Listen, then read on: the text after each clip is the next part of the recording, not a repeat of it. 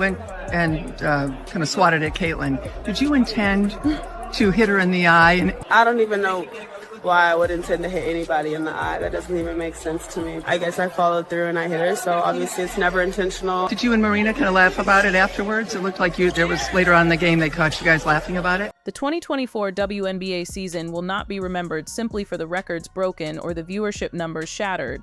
When we look back at this moment 10, 20 years from now, we aren't going to talk about ticket sales. We are going to talk about the fracture.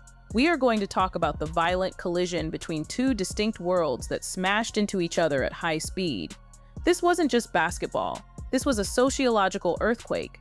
On one side, you had what we call the old guard, the legends, the veterans, the women who built this league from the dirt up with sweat equity and activism.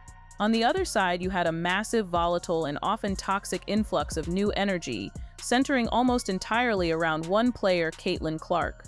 And right in the middle of that war zone sits the Indiana Fever. This is the story of how that franchise had to burn itself to the ground to survive the heat.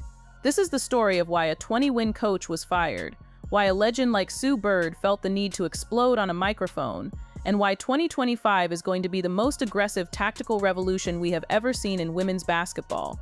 We have to start with the narrative that hijacked the offseason. If you've been on social media, you've seen the headlines: Sue Bird explodes, Cheryl Swoop slams, veterans jealous. It's the perfect engagement bait.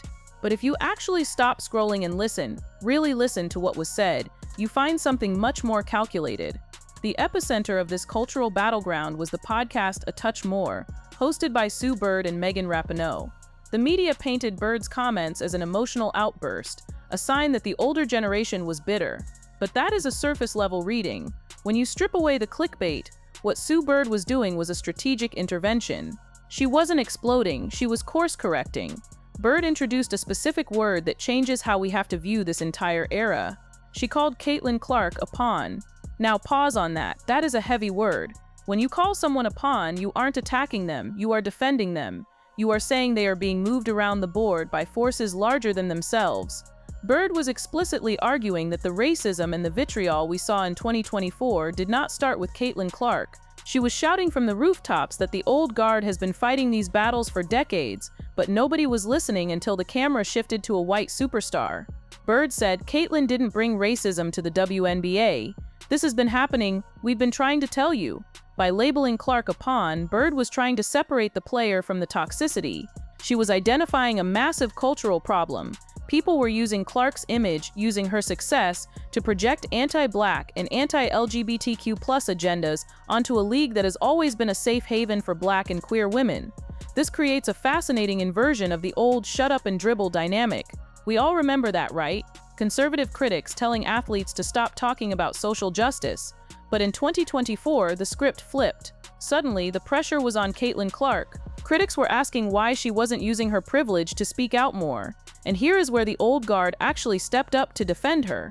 Bird pointed out the hypocrisy of demanding a rookie navigate the most complex racial politics in sports history, while simultaneously telling every other player to stay in their lane.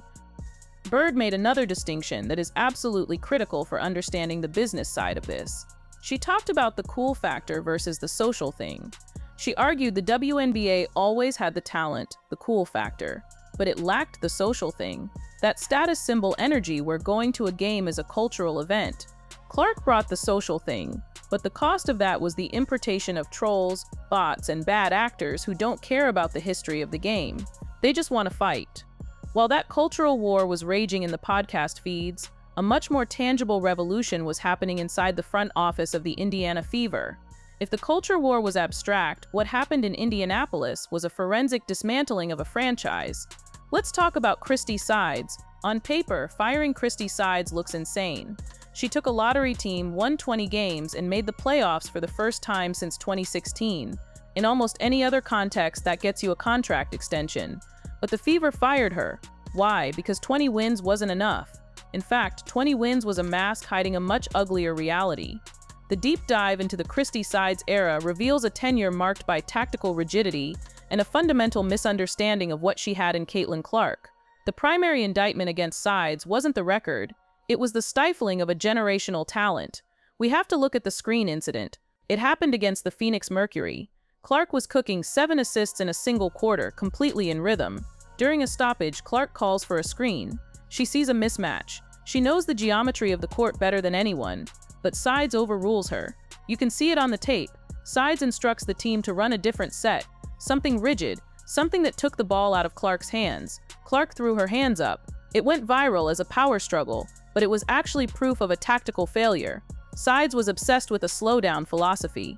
She wanted a structured, paint-heavy offense designed to feed Aaliyah Boston in the post. That is sound basketball theory for 2015. But when you have the greatest transition passer in the history of the college game, slowing it down is malpractice. Fans saw it. Analysts saw it. The Fever offense looked stagnant. You had Caitlin Clark standing in the corner while the team ran sets that looked like they were drawn up in a high school gym. Then there was the locker room disconnect. We heard rumors all year, but the stories that came out later were telling. The migraine story is the smoking gun. Lexi Hull revealed this. In practice, Sides turned on loud music to simulate crowd noise, a standard coaching tactic. Clark screamed, "Turn it off, it's giving me a migraine." When Sides challenged her, asking, "What did you say?" Clark doubled down. The team laughed it off, but that moment showed a shift in power. The rookie wasn't afraid of the coach. The rookie knew she held the cards. The narrative became that the Fever were winning in spite of Christie Sides, not because of her. There were moments where it felt like Sides was icing out her own star, instructing players to slow down when Clark was hot, all in the name of system discipline. But you don't put a Ferrari in a school zone. So the Fever hit the reset button.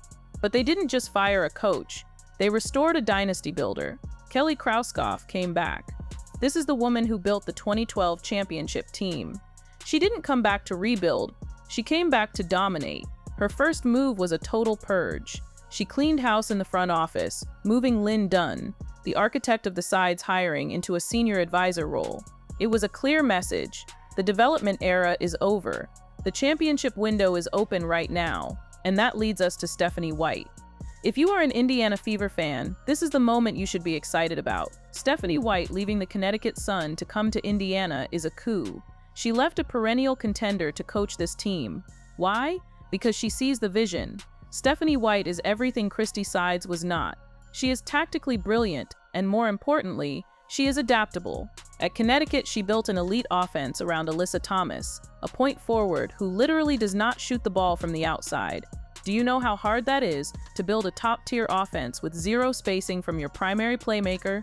That requires complex cutting actions, high post facilitation, and constant movement. Now imagine that same brain designing an offense for Caitlin Clark and Aaliyah Boston. The Stephanie White era is going to be defined by showtime. We are moving from the mud to the motion. White runs a Princeton-adjacent offense. It relies on constant movement, backdoor cuts, and reading the defense. It is tailor-made for Clark's ability to process the game at light speed. And defensively, White's teams are juggernauts. The Fever were one of the worst defensive teams in the league last year. That changes now. But progress has casualties. You cannot revolutionize a roster without breaking some hearts. And the transition to the 2025 season is going to see some major names exiting the building. The biggest dilemma is NaLyssa Smith. NaLyssa Smith was the number 2 overall pick in 2022. She is talented. She is a walking double-double. But in the modern WNBA, and specifically on a Caitlin Clark team, fit matters more than raw talent. And the fit is awkward. Smith operates largely in the paint. She clogs the very lanes that Clark needs to drive, and that Aaliyah Boston needs to operate. Defensively, she was inconsistent, often getting lost in rotations. The writing is on the wall, and it's seemingly written in social media posts. Smith has removed Fever references from her bio. She has posted cryptic messages that sound a lot like goodbyes. The Fever are reportedly shopping her aggressively. The expectation is that she will be traded, possibly to the expansion Golden State Valkyries, or for a veteran 3-and-D wing who can space the floor and defend multiple positions. Smith is a casualty of the system. She's a good player in the wrong movie. Then there is Erica Wheeler. The veteran guard, the highest-paid player on the team, has already signed with the Seattle Storm. This was expected, but it is significant. Wheeler's role evaporated the moment Clark walked in the door.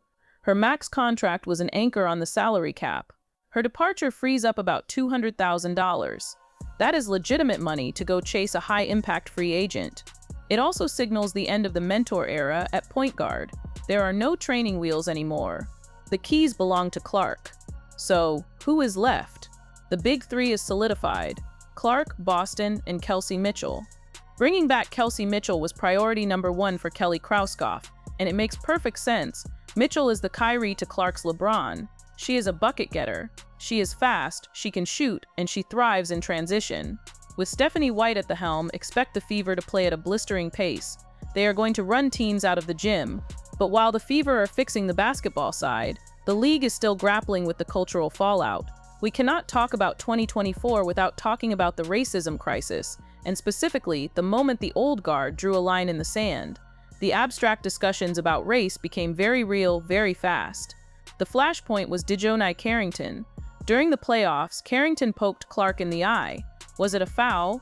Yes. Was it intentional?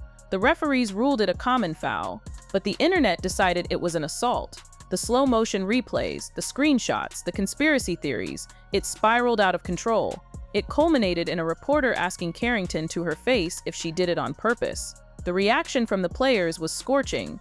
The players' union released a statement condemning the line of questioning, calling it designed to fuel racist, homophobic, and misogynistic vitriol. Megan Rapinoe stepped in, calling the premise of the question racist in itself. But the most damning moment, the moment that will hang over the Fever franchise until they address it, came from Alyssa Thomas. After the Connecticut Sun eliminated the Fever, Alyssa Thomas sat at the podium and delivered an indictment that should chill every executive in the league. She said, "In my 11-year career, I never experienced the racial comments like from the Indiana Fever fan base." She didn't blame trolls. She didn't blame bots. She blamed the Indiana Fever fan base. She blamed the people wearing the jerseys. That distinction is massive. It escalated the conflict from an internet problem to a franchise problem. It forced the Fever organization and Clark herself to issue statements, but for many, it was too little, too late. There is a deep frustration among the players with the league's leadership. Commissioner Kathy Engelbert was criticized heavily for her delayed response. The perception among the old guard is that the league prioritized business growth over player safety. They felt the league was afraid to alienate the new fans, even the toxic ones, because they were buying tickets. They fumbled the moment. They let a rivalry narrative fester until it turned into hate speech.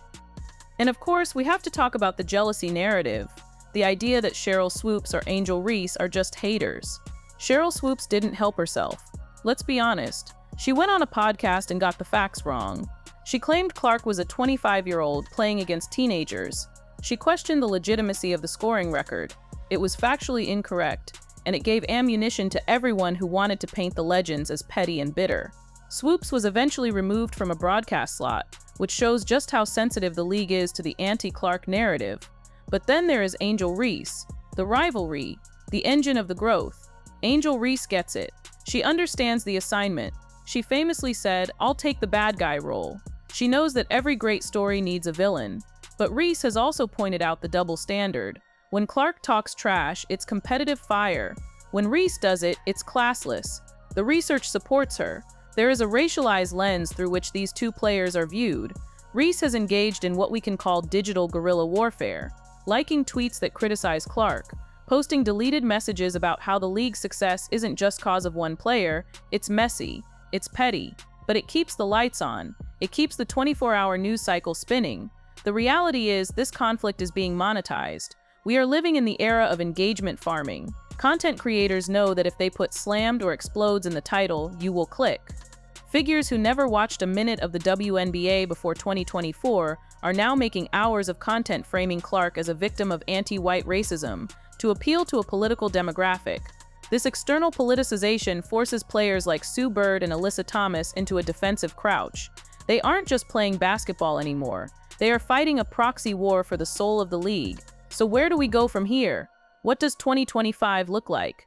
For the Indiana Fever, the excuses are gone. The rebuild is dead. You fired the coach who won 20 games. You hired the tactical genius. You cleared the cap space. You have the big three. The expectation now is a deep playoff run. Anything less is a failure. The team will look different, leaner, faster, more defensive. They are going to try to run the Fever show. For the league, the challenge is existential. The old guard is slowly aging out. Sue Bird is retired. Diana Taurasi is near the end. But the conflict they engaged in has set the terms for the next decade. The league has to find a way to integrate the Clark economy, the millions of new eyes and dollars, without alienating the core, diverse player base that kept the league alive for 27 years. They have to solve the stan culture problem. They have to deal with fans who are loyal only to Caitlin Clark and view the rest of the league as obstacles. They have to protect their players from the mob while cashing the checks that the mob writes. The Sue Bird Explode story wasn't about a podcast. It was about ownership. It was a battle over who gets to define the WNBA. Is it the black women who built it, or is it the white superstar who mainstreamed it? The answer, as we head into 2025, is that it has to be both, or the whole thing might just collapse under the weight of its own growth. The headlines might be sensational, but the reality is even more dramatic. This is a professional sports league struggling to keep its soul while selling its product to the masses, and we are all watching it happen in real time,